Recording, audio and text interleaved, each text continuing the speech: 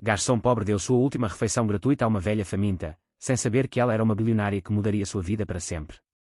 A chuva caía em lençóis frios e implacáveis, desfocando as luzes da cidade em uma aquarela de neon e penumbra. Dentro do calor de 24 horas do Starlit Dinner, Leo ainda sentia a umidade nos ossos. Era o tipo de cansaço que penetrava mais fundo que a pele, alojando-se nos espaços ocos de uma vida vivida à beira do vazio.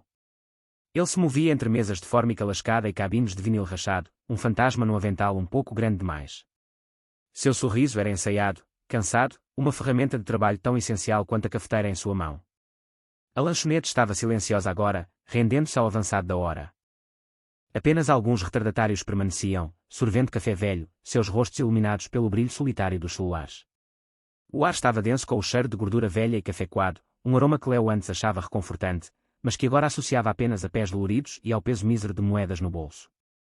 Ele olhou para o relógio na parede. Quase 2 da manhã. Seu turno estava quase no fim.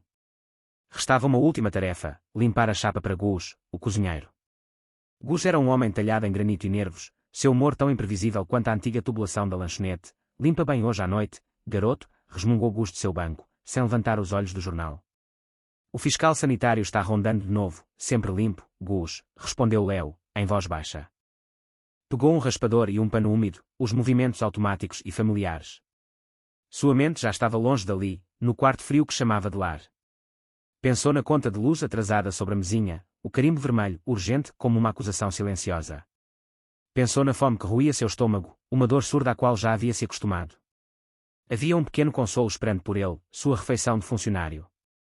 A cada turno, tinha direito a uma refeição grátis, muitas vezes a única comida de verdade que comia no dia. Naquela noite, Gus havia separado uma tigela de ensopado de carne, espesso e encorpado. O vapor que subia dela era uma promessa de calor, uma pequena recompensa tangível por mais 12 horas sobrevividas.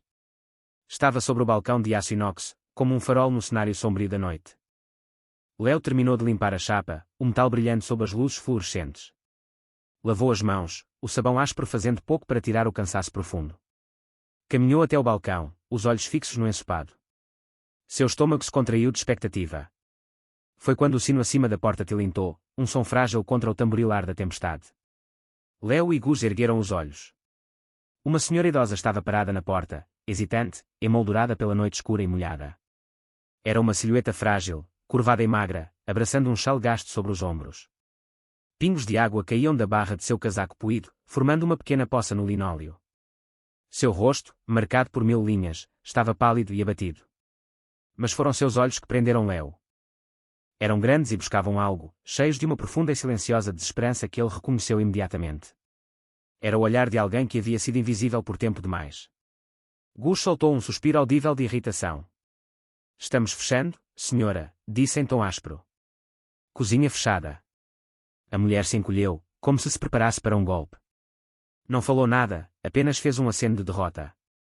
Começou a virar-se para a porta, de volta à noite fria e impiedosa. Algo dentro de Leo se quebrou.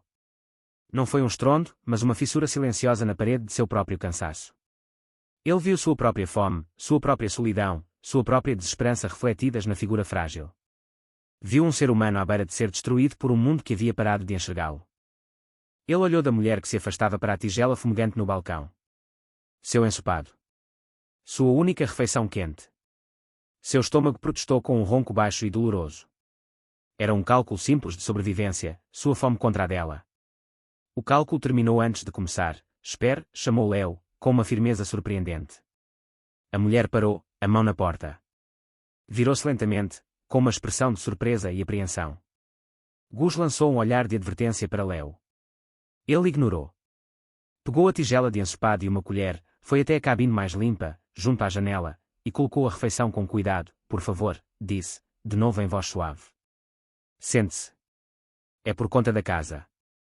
A mulher olhou para o ensopado, depois para Leo. Seus olhos, antes nublados pelo cansaço, se aguçaram com uma intensidade repentina e desconcertante. Era como se ela olhasse direto através dele, pesando a substância de sua alma. Tem certeza? Sussurrou, a voz fina e seca como folhas de outono. Tenho, respondeu Leo, oferecendo-lhe o sorriso simples e genuíno que guardava para momentos que importavam. Ninguém deveria estar numa tempestade dessas sem algo quente no estômago. Ela hesitou por mais um momento, depois se acomodou lentamente na cabine. Suas mãos tremiam ao pegar a colher. Não comeu de imediato, apenas assegurou, olhando o reflexo das luzes do local na superfície do ensopado. Léo a observou por um instante, sentindo um calor estranho se espalhar pelo peito, afastando parte do frio. Era uma sensação melhor que a que o ensopado teria dado. Notou que ela tremia, o chale fino mal a protegia. Sem pensar, tirou a própria jaqueta, um casaco de jeans gasto, mas limpo e quente do calor de seu corpo, e a colocou sobre seus ombros estreitos. Ela ergueu os olhos, surpresa. Você vai ficar com frio, eu fico bem, mentiu ele. Moro a poucas quadras daqui. Na verdade, era mais de 1 quilômetro, e a caminhada seria dura sob a chuva, mas era uma mentira necessária. Gus observava a cena com cara fechada. O que acha que está fazendo, garoto? Sussurrou quando Léo voltou para trás do balcão. Essa era a sua comida. E a jaqueta sai do seu salário se ela levar embora. É só uma refeição, Gus, respondeu Léo, sem encará-lo. Ela precisava mais do que eu. É o que todos dizem, resmungou Gus, voltando ao jornal. Léo terminou as tarefas em silêncio, o estômago agora um nó vazio e apertado. Mas o vazio no peito havia desaparecido. Olhou de relance para a mulher. Ela comia devagar, como se saboreasse cada colherada. Quando terminou, limpou a tigela com um pedaço de pão que Gus, a contragosto, havia dado a pedido de Léo. Ficou sentada por um momento, enrolada na jaqueta dele. Depois se levantou, deixando a jaqueta dobrada sobre o assento, e foi até o balcão. Mexeu em uma pequena bolsa gasta. Quer pagar, disse, com a voz mais firme. Não é preciso, respondeu Léo gentilmente. Foi um prazer. Ela olhou para ele com aquele olhar penetrante. A bondade não deve ser dada como certa, afirmou. Tirou uma nota dobrada e colocou-a em sua mão. Para você. Não para a lanchonete, não precisa, começou ele, mas ela fechou seus dedos com os dela, surpreendentemente fortes. Eu insisto, disse, com um leve sorriso que transformou seu rosto. Obrigada, rapaz. Você não tem ideia do que isso significou. E, com isso, virou-se e saiu de volta para a noite chuvosa. Léo ficou ali por um momento. Olhou para a porta, depois para a mão. Desdobrou a nota, esperando $1 ou $5. Era uma nota de $100. A respiração dele falhou.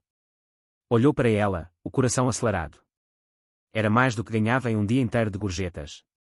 Gus, que agora olhava para a nota, arregalou os olhos. Bem, veja só, murmurou. Talvez você não seja tão burro quanto parece, garoto. Mas Léo não pensava no dinheiro. Pensava nas últimas palavras dela. Asterisco, você não tem ideia do que isso significou, asterisco, a intensidade nos olhos dela. A dignidade silenciosa que carregava. A sensação de que aquilo era mais que uma simples refeição. Era uma transação de outro tipo, cujo valor ele ainda não compreendia. Ele guardou a nota com cuidado no bolso. A caminhada para casa foi fria e molhada, exatamente como sabia que seria. A fome no estômago era aguda. Mas, enquanto andava, sentia uma nova centelha, algo perigosamente parecido com esperança. Tinha dado sua última refeição, mas se sentia mais satisfeito do que há anos. Ainda não sabia, mas aquele simples ato de oferecer um prato de ensopado colocaria uma pedra em movimento, uma avalanche de acontecimentos que mudaria seu mundo para sempre. Milhas dali, a velha senhora se acomodava no assento de cor de um Bentley à espera. O carro se afastou da calçada suavemente, como um navio zarpando em mar calmo. As luzes borradas da cidade passavam pelas janelas fumê. Ela tirou o casaco e os chale encharcados, revelando um terno de lã impecavelmente feito sob medida. A transformação era impressionante. A figura curvada e frágil da lanchonete havia desaparecido. No lugar dela, estava Elara Vance, um nome que não era citado na imprensa havia mais de uma década, mas que ainda ecoava com imenso poder nos salões dourados das finanças e da indústria. Seu rosto, não mais deliberadamente contraído pela dificuldade, exibia as linhas nítidas e inteligentes de uma mulher que construiu e comandou um império. O cansaço desesperado nos olhos havia sido substituído por um profundo choque contemplativo. Então, Arthur, disse, agora com a voz rica e clara de uma líder nata. O motorista, Arthur, um homem cuja lealdade era tão inabalável quanto sua expressão pétrea, lançou-lhe um olhar pelo retrovisor. Faz muito tempo que não a vejo tão emocionada, Sra. Vance. Elara recostou a cabeça no assento e soltou um suspiro profundo. Ele me deu a jaqueta, sussurrou, quase para si mesma. Ele me deu a única refeição. Por 20 anos, desde a grande traição de seu marido, que cofundara o império apenas para tentar roubá-la no leito de morte, revelando uma vida inteira de fraude emocional, Elara vivia em uma fortaleza própria. Sua mansão era uma gaiola dourada, sua fortuna um muro para manter o mundo à distância. Tornara-se um fantasma em sua própria vida, convencida de que a humanidade era um pântano de ganância e interesse próprio. Essas saídas clandestinas, disfarçada como o mais vulnerável da sociedade, eram experimentos amargos. Eram feitas para provar sua tese, que a compaixão era um mito, que todos tinham um preço, que a bondade era apenas uma transação. Durante anos, o mundo provou que ela estava certa. Pessoas a ignoraram, zombaram dela, tentaram roubá-la. Cada encontro adicionava outra camada de gelo ao seu coração. Até aquela noite. Aquele rapaz, com seus olhos cansados e sorriso genuíno, havia rachado o gelo. Não pediu nada. Não esperou nada. Num mundo que ensinara a ver apenas motivos ocultos, ele mostrou uma bondade simples e pura. Ele não tinha nada, murmurou, ainda tentando compreender. E me deu tudo, suas instruções, senhora? Perguntou Arthur, com a voz constante. E Lara ficou em silêncio por um longo momento, observando a cidade pela chuva no vidro. A pedra fria em seu peito começava a derreter. Uma estranha, inédita sensação de calor se espalhava por suas veias. Era o calor da jaqueta gasta daquele rapaz, o calor daquela simples tigela de ensopado. O calor de uma fé que ela achava há muito morta. Arthur, disse ela, com firmeza que não sentia há décadas. Quero saber tudo sobre ele. Nome, vida, dificuldades, sonhos. Tudo será feito, respondeu Arthur, com um leve lampejo de satisfação nos olhos. E Lara Vance olhou pela janela, mas já não via a cidade. Via o rosto de um jovem cansado, iluminado pelas luzes duras de uma lanchonete barata. E, pela primeira vez em muito tempo, sentiu o desejo não apenas de observar o mundo, mas de mudá-lo.